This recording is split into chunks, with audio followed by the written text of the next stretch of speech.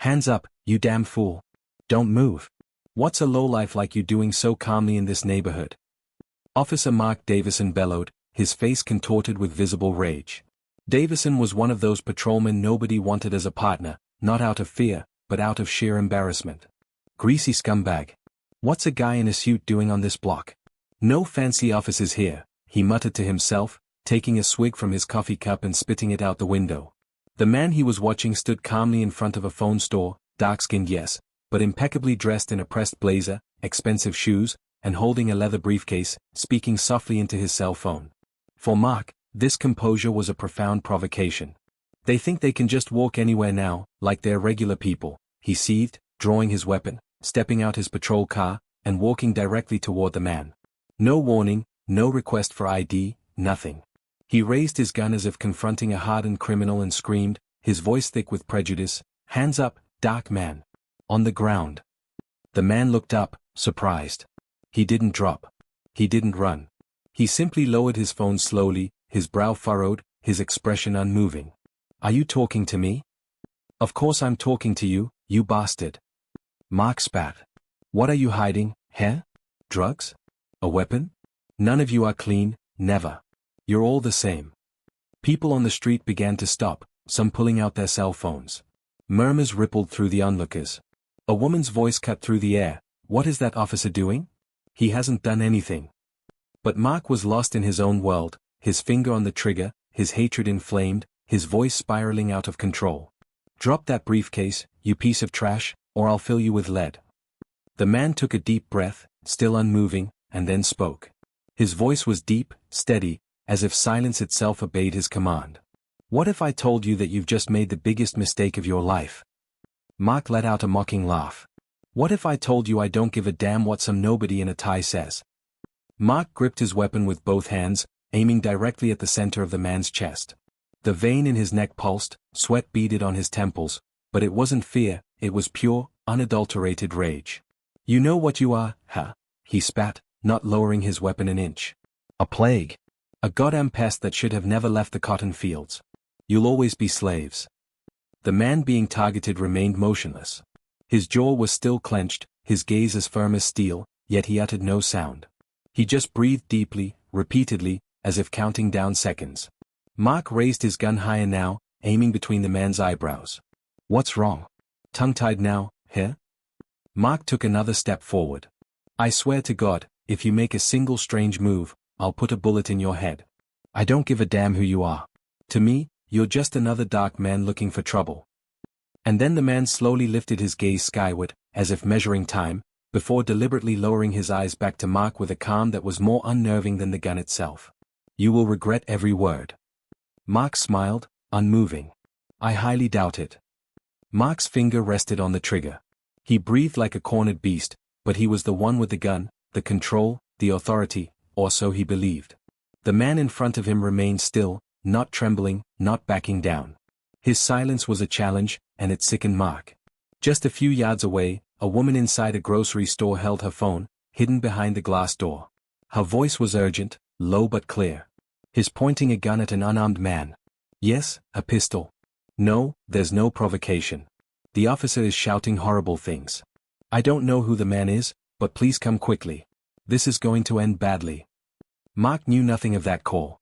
The man's hands remained still, his gaze fixed on the officer's, as if waiting for something to break, perhaps his patience, or the trigger. And it broke. "I've had enough of you, you damn." Mark shrieked, beside himself. "You're just a pest to society." And without warning, he fired. The detonation ripped through the air like a whip crack. The man took a step back from the impact. The shot had struck his left shoulder, his blazer instantly soaked crimson. He dropped to his knees with a deep groan, a sound more of containment than pain, clutching his wound with his other hand, gritting his teeth. Mark looked down at him as if he had just squashed an annoying insect. "There. That'll teach you to show some respect, trash." The street fell utterly silent. Only the distant wail of an ambulance and the rapidly approaching sirens of several patrol cars could be heard. Mark didn't react immediately. He was breathing heavily, his weapon still raised, staring at the man on the ground as if he couldn't believe it wasn't over yet. Then he heard his patrol car radio squawk, an agitated voice crackling through. "Unit 34, Put down your weapon. I repeat, put down your weapon immediately. Mark frowned, confused for the first time, taking a step back and looking both ways. The sirens were upon them, lights reflecting off storefronts, tires squealing as two patrol cars and an unmarked van screeched to a halt. Several agents spilled out, all armed, all pointing not at the wounded man, but at Mark. On the ground, Davison. Now. Drop the weapon. Drop it. You've got a man wounded. That's an illegal shot. Mark looked around, bewildered. His hand remained firm on the pistol. He took another step back, then another. He couldn't believe it. What the hell are you doing? He's the suspect. He's a damn dark man. I'm the law here. On the ground, everyone shouted in unison. And on the pavement, the injured man slowly lifted his head, and for the first time, smiled. Mark stood, guns still raised, surrounded by police officers now pointing their weapons at him. The world seemed to spin upside down. You're crazy, he yelled. He's a dark man in a suit. That doesn't make him innocent. You don't know who I am. One of the agents, his bulletproof vest straining with adrenaline, approached slowly. He gritted his teeth and barked, "Put the weapon down, Davison. Right now. You're under arrest for excessive use of force and unjustified shooting against an unarmed civilian." He wasn't just any civilian. Mark shouted back, taking another step. "Those dark guys are scum. They act educated, but they're all the same. He provoked me." On the ground. Another agent bellowed, "Last warning." Mark trembled, not from fear, but from a raging fury, an ancient hatred he no longer knew when it had first taken root within him. On the ground, the man was bleeding, his left blazer was soaked. He tried to move but struggled, pain etched on his face, yet his eyes remained fiercely alight. One of the agents, not aiming at Mark, ran to him, knelt, and began to check the wound. "We need to get him out of here now," he yelled to the others. "The shot grazed his lung. I need an ambulance in 2 minutes or less." But the man clutched the agent's arm tightly, panting, "No, wait. Sir, you need to stay still." The man looked up and though his voice was low, every word resonated with authority. "Call Director Maxwell. Tell him I'm the one who signed the federal order against Precinct 8. The man lay on the pavement, bleeding but calm. Officer Mark Davison blinked in confusion. "What the hell did you just say?" Mark demanded. The man smiled faintly. "You pointed a gun at me, insulted me, shot me without even knowing who I was. Now you'll pay for every second." Mark took a shaky step back. "No. You're lying. You can't be part of the government. You're just a dark guy in a suit." The other agents surrounding them didn't hesitate. They disarmed Mark and threw him to the ground. One murmured into his radio, "Confirmed. It's him." The wounded man was treated with sudden reverence. "Sir, the ambulance is on the way. Stay calm." "That's for me to say," the man replied through gritted teeth. At Kings County Hospital, doctors worked frantically. The bullet had narrowly missed his lung. A nurse froze. "Doctor, this man worked for the Department of Justice." "Then he better not die," the doctor replied grimly. Meanwhile, a colonel received a classified document from Washington. Name, David Harrison, Principal Auditor, Department of Justice, tasked with investigating abusive and racist police departments. Mark Davison, the officer who had just shot him, had unknowingly become the perfect face of the corruption Harrison came to expose.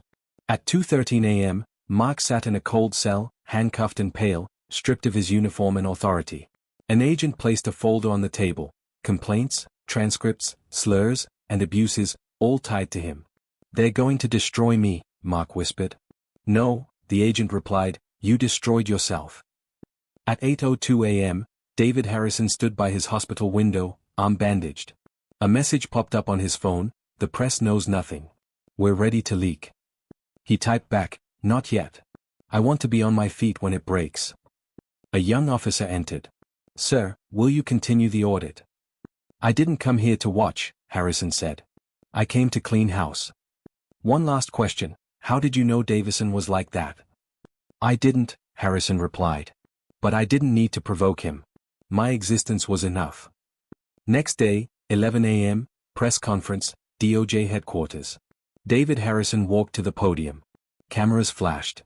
"Yesterday, I was shot by a police officer while performing my duties. He didn't know my name, my title, or why I was there. But he knew I was black, and that was enough." He paused. As of today, a federal investigation into Precinct 8 is formally underway. All officers will be audited. All cases reviewed. Racism and abuse of power will be prosecuted as federal crimes. The room erupted in flashes and murmurs. I didn't come here to make speeches, Harrison concluded. I came to tear out the rot. And this is just the beginning. Weeks later, Mark Davison sat silently in his prison cell. A letter arrived, bearing the seal of the Department of Justice.